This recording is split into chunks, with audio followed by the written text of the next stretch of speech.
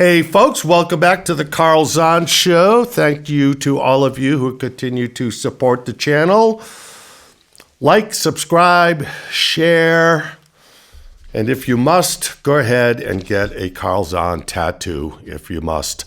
Don't even know what episode this is anymore. We've lost track. We're just continuing down the track here into the ever-burgeoning insanity of the world that we live in. So we'll touch on a few things quickly today. Yes, I am upholding my promise to eat a live ant on the show if, in fact, there is a debate between former President Trump and President Biden next Thursday. It's looking as though I should be looking at ant recipes, unfortunately. Looks like this debate is actually going to happen. I have said all along, I don't believe it's going to happen. I don't believe they're going to let President Biden shuffle onto the stage with Donald Trump. That would be like me going into the ring with Mike Tyson.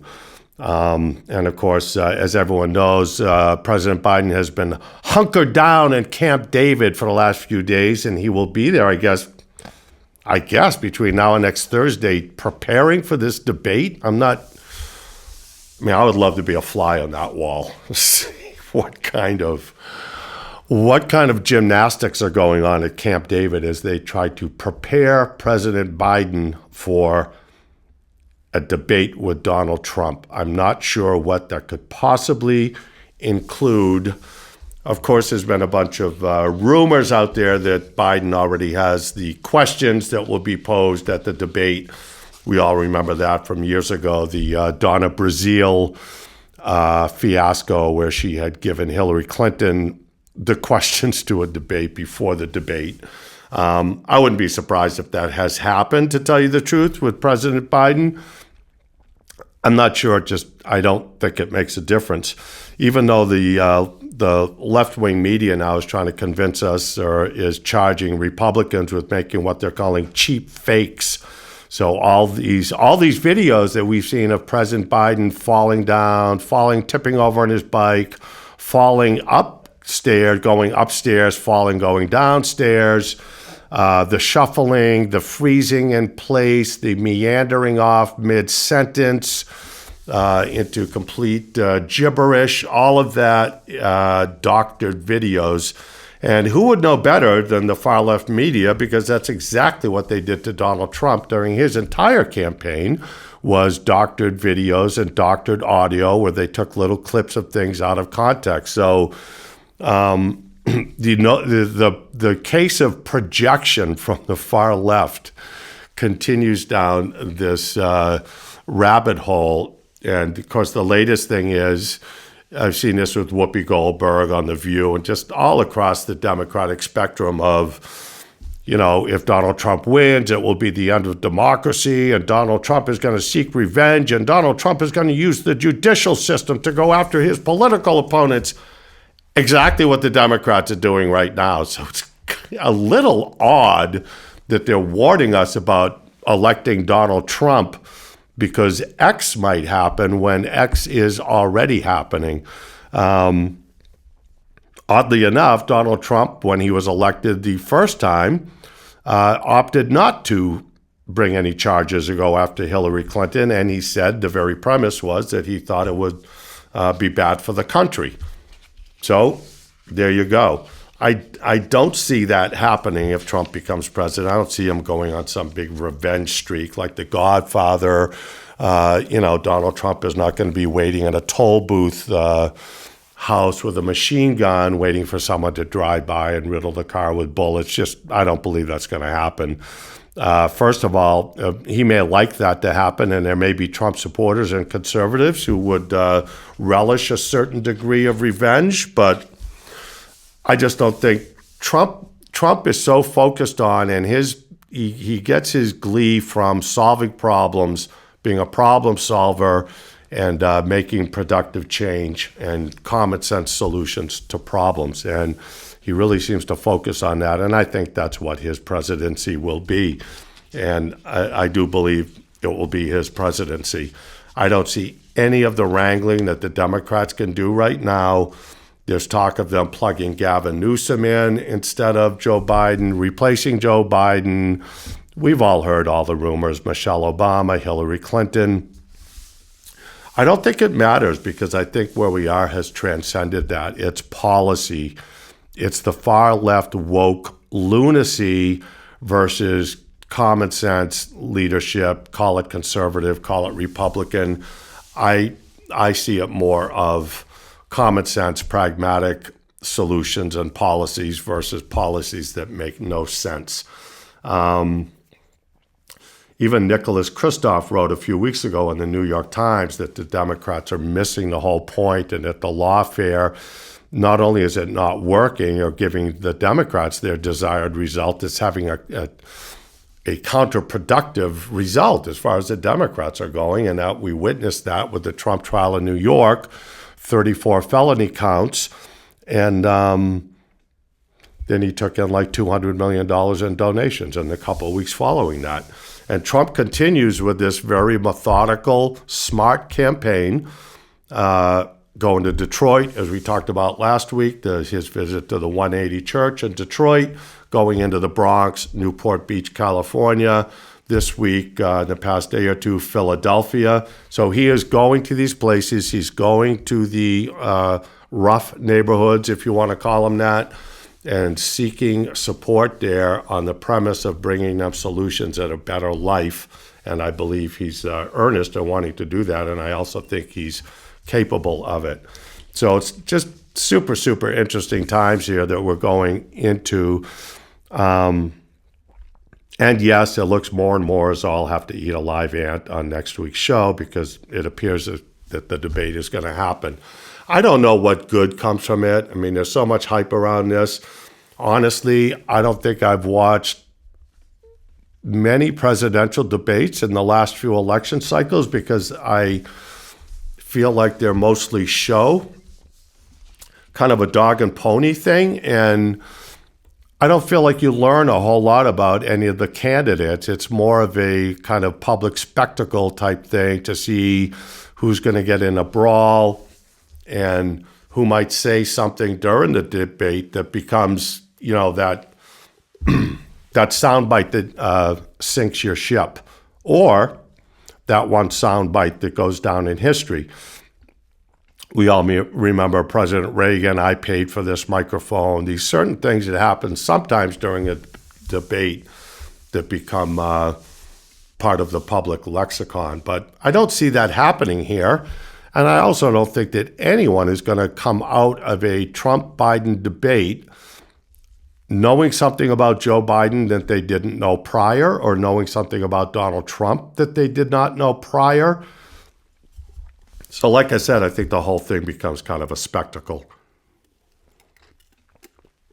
And it'll probably be a spectacle of a lot of viewers. Excuse me.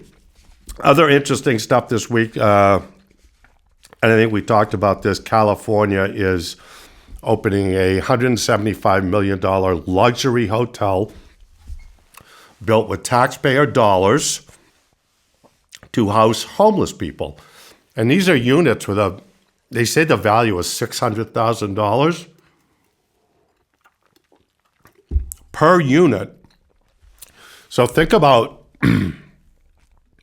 sending these homeless, mostly drug-addicted people into luxury condominiums at taxpayer expense. And, I mean, is there any question what the outcome will be? I would say the outcome is going to be very predictable. These places will get trashed. They'll get ruined. Within 2 years or 3 years, the building will have no value. And I also don't see it as a solution to the homeless problem. The homeless problem has to be addressed at the root, which is addiction, psychiatric issues that prevent people from participating in a useful society productively. And so I always feel like we're trying to find an easy solution to the homeless and the addiction problem without really understanding the magnitude of the problem itself, and that you have to start at the ground floor to rebuild these people, rehabilitate these people, and get them into a happier, productive life. And when I say happier, a life that will be happier for them. In the meantime, as a society, what you see on the streets of Philadelphia, streets of Detroit, all these major cities, always liberal run, by the way, it's like the night of the living dead. It's what we're witnessing is so heartbreaking. And when I see those people, I always tend to think that was somebody's daughter, that was somebody's son. There's a human component to it that's really hard to ignore, but I also understand we've come to a place in our society where things are so coarse that most of us just step over these people, walk around these people, look the other way. And truthfully, what else are you supposed to do? Because it's not a problem that any of us can solve single-handedly, but has to be addressed in a much different way. Also on the campaign trail, I thought it was brilliant that Trump announced about a week ago that if he's elected, he wants to suspend or curtail taxes on service workers, taxes on tips. So if you're a wait person, service person, hotel worker, stuff like that. And again, this is not just brilliant politically, but I think it transcends politics for Trump. It's a smart move because it offers people some relief. If you're in that industry, your above board pay scale is very minimal, so you really make your living on tips. And now mostly tips are done on a credit card. So if you go out to dinner, the tip is on your card. And then the employer also has to pay FICA and Social Security taxes on that tip on behalf of the employee. So lots of people have been talking about this. I think it's a very smart move for Donald Trump. But again, I think it's more premised in his understanding. He is a hotel builder. He's in the hospitality business. So I think it's really premised on his understanding of that industry and the importance of giving these people some relief. All we ever hear about is more spending, more spending, more spending. And then Joe Biden saying, people have to pay their fair share. You've got to pay your fair share. The corporations are going to pay their fair share. Of course, all of it is nonsense because, we'll pay more. How about if you spend less and stop spending it in stupid ways? And as an example, when Biden was elected, they did a $45 billion internet, high-speed internet. So they were going to bring high-speed internet to 200 million Americans that didn't previously have it or something like that. So the premise of the $45 billion was we want to make high-speed internet available to rural areas that don't have it now. Okay, good idea. Well, as of last week, 3.5 years into his presidency, they haven't brought high-speed internet to one new person, but the $45 billion is gone. So again, you go back to the very premise of this program, which was not trying to change minds, not trying to bring people around, but trying to make other people understand how conservatives or just pragmatic, common sense people despise the government and this big, lethargic, overweight, obese thing that just tramples over everything, is completely ineffective, spends money like just a drunken moron, and then their answer to everything is more money from us, more money from us, more money from the taxpayer. So we can have a $45 billion internet bill and not bring internet to one person, and then at the end of it, be going, where did that $45 billion go? Or for California to build a $175 million luxury hotel for homeless people. I mean, you just have to wonder, are they trying to be stupid? I mean, if they're trying to be stupid, like that's the effort, then huge success. Brilliant. I don't even know if they're smart enough.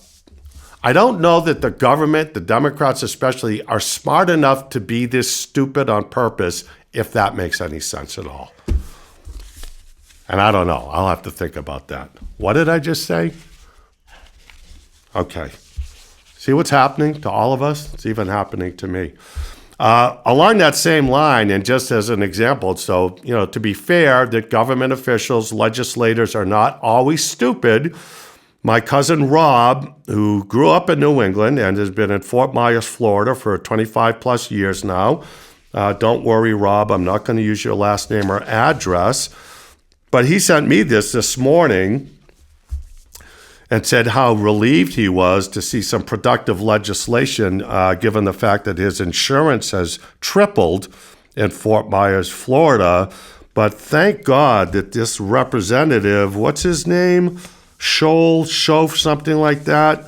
House Bill 87 allows people to use lethal force against bears as long as certain criteria are met. And Governor DeSantis signed this bill into law, although he didn't comment on it. But the funny thing about this is it's illegal to hunt bears or shoot bears in Florida because typically bears in Florida they're not aggressive to humans.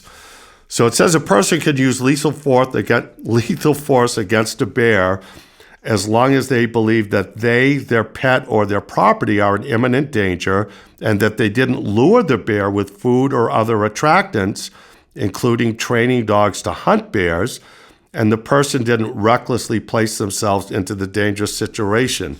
But the guy who wrote this bill and proposed it went on to say that this is specifically designed against bears that are on crack. And I guess this goes back to some dopey movie about cocaine bears from a few years ago. Pardon me for not being up on that's why I don't go to movies anymore. Yes, Representative Jason Schoaf, a Republican, unfortunately, who sponsored the House version of the bill, he said, when you run into one of these crack bears, you should be able to shoot it. I'm not sure how you know if a bear's on crack. I'm also not sure how they hold the crack pipe in the lighter with those huge paws. That's got to be clumsy. I would, as a public service announcement, tell Hunter Biden I wouldn't be running around Florida in a black fur coat anytime soon. So again, while all these things, spiral out of control in the world, this is, and I'm, sad that this is a Republican who put this crack bear hunting thing into effect. I really don't know how you tell a crack bear from a bear that's not on crack and how you're supposed to determine that in time to know if you're shooting it legally. I do suspect that one way to know if you're dealing with a crack bear is they tend to talk a lot and go on and on and on. It'll keep you up all night. So that's one indication that you have a bear with a crack problem in your house. This reminds me years ago, and I used to do a joke about this. This was actually true. We had a Democrat state legislator in New Hampshire who signed into law a rule about how many helium balloons you could buy at a certain time. So if you had a kid having a birthday party or something like that, and you wanted to go buy 20 helium balloons for your house, you could only buy 5. And the premise of this legislation was that the helium balloons float up, they break, and then they were washing ashore and seagulls were choking on the deflated balloons. And I remember at the time saying, the last time I drove by a landfill, I thought it was raining blueberry yogurt. And I wasn't aware of the critical seagull shortage here in New Hampshire. And I also noted that I couldn't go to the beach. I couldn't take a French fry out without a seagull swooping down and taking it away. And ever since then, when I go to the beach now, I bring a French fry box full of empty balloons. Some people like to read a book. I like to watch seagulls choke on rubber. So again, our elected officials always doing the heavy lifting and watching out for the rest of us. Sorry, only 5 helium balloons for you. We have a seagull shortage here in New Hampshire. In Florida, it's legal now to shoot Nick Nolte in a black fur coat or any other bear with a cocaine and crack habit. Thanks for taking on the heavy lifting for us down there, keeping us all safe. And the $45 billion internet for everybody bill that went nowhere. That also reminds me of Biden's infrastructure bill. And I forget how many billions of dollars this was, but again, at the top of Biden's presidency,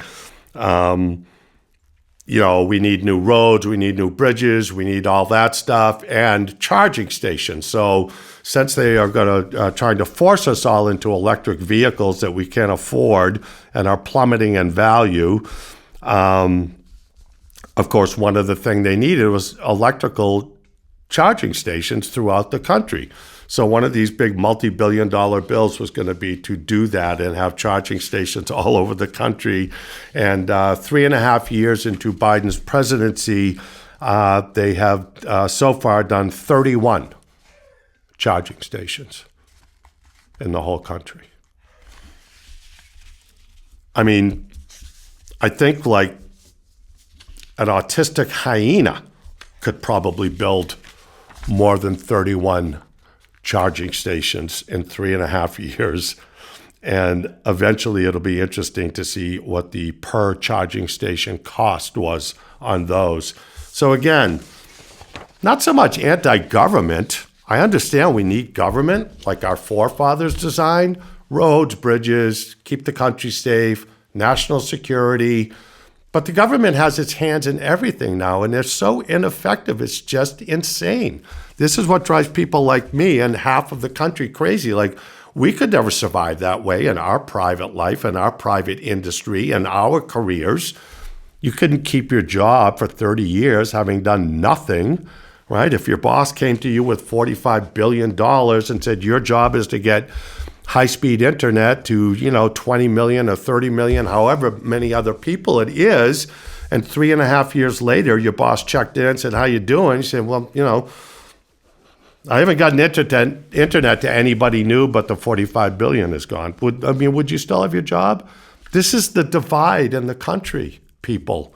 It's really simple. It's coming down to good versus evil, idiots versus people with even a modicum of IQ or common sense, and it's game on. Because I'll tell you, if the other side, if we don't get this in November, well, I'll be eating more than ants on this show in the future. I can tell you that.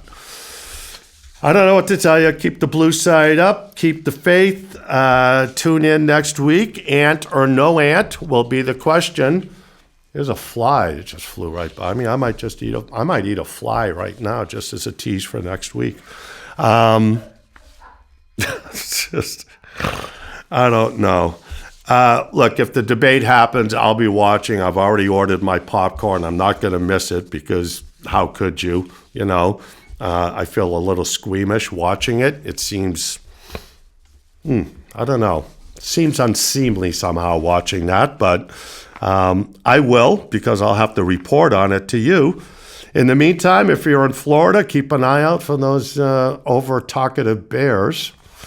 And if you're driving an electric vehicle, good luck in Connecticut because last I heard Connecticut, there are no charging stations. So great plan, the whole EV thing. I love that, working out swimmingly. Keep the blue side up. I'm Carl Zahn. We will see you next week, likely with a large sautéed carpenter ant.